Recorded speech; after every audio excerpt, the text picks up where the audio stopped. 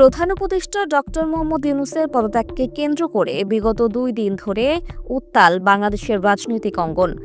কখন কি সিদ্ধান্ত এসে যায় সেই কৌতূহলেও দিন কাটছে সাধারণ জনগণের। সামাজিক যোগাযোগ মাধ্যম থেকে শুরু করে চায়ের আড্ডায় এখন প্রধান উপদেষ্টা কেন্দ্রিক আলোচনায় বেশি হচ্ছে।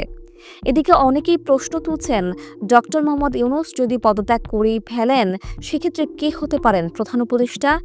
বিভিন্ন মানুষের মুখে সবচেয়ে বেশি যে নামটা উচ্চারিত হচ্ছে তিনি মাহমুদুর রহমান। আমার দেশ পত্রিকার এই সম্পাদক দীর্ঘদিন ধরেই ফ্যাসিবাদ বিরোধী লড়াই করেছেন, যে কারণে তাকে অবর্ণনীয় নির্যাতন এবং হেনস্থার মুখোমুখি হতে হয়েছে। দেশের মুসলিম সমাজের পক্ষে এবং ভারতীয় আধিপত্যবাদের বিরুদ্ধেও মাহমুদুর রহমানের দীর্ঘ সংগ্রামের ইতিহাস আছে, যার ফলে অনেকেই মনে করছেন প্রফেসর ইউনূস যদি পদত্যাগ করেন সেক্ষেত্রে মাহমুদুর রহমানই হতে পারেন তার যোগ্য উত্তরসূরি।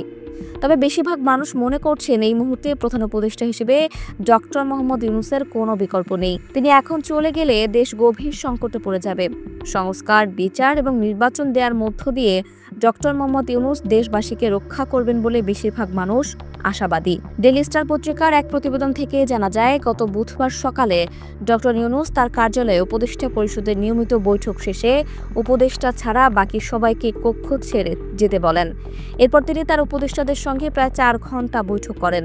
এই আলোচনায় তিনি উল্লেখ করেন, অনেকেই অনেক মন্তব্য করছে এবং দাবি দাওয়া জানাচ্ছে। কেউ কেউ এমন কথাও বলছে যে আসন্ন নির্বাচনের আয়োজন করাই অন্তর্বর্তী সরকারের একমাত্র দায়িত্ব। ডক্টর ইউনূস বাংলাদেশের ইতিহাসের সেরা নির্বাচন আয়োজনে তার অঙ্গীকারের কথা পুনর্ব্যক্ত করেন। সেই লক্ষ্য পূরণ করতে না পারলে তার বর্তমানে পদে থাকার কোনো প্রয়োজনীয়তা আছে কিনা সেটা জানতে চান তিনি।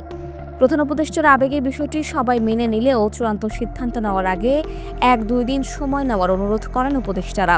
পরবর্তীতে তার সাথে দেখা করে জাতীয় নাগরিক পার্টির আহ্বায়ক নাহিদ ইসলাম জানান, প্রধান উপদেষ্টা দেশের চলমান পরিস্থিতিতে কাজ করতে পারবেন না।